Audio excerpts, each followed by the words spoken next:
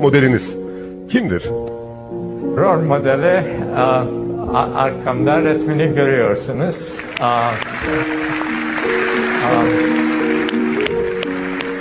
Bütün Türk milleti için, bütün Türk dünyası için odur. Ben şunu söyleyeyim.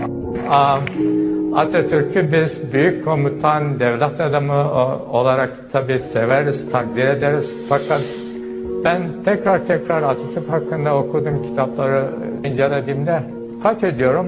Atatürk durmadan bilimi, teknolojiyi öne koyuyor. Her şeyden önce bize bilim lazım, teknoloji lazım diyor.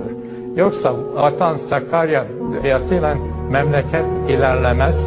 Başka ülkelerden başa çıkamayız. Atatürk'ün çok takdir edilecek yönleri var. Fakat benim için en önemlisi Atatürk'ün bilime ve teknolojiye çok değer vermesi ve hayatı süresince Türkiye'de bilim ve teknolojinin ilerlemesine yaptığı katkılardır.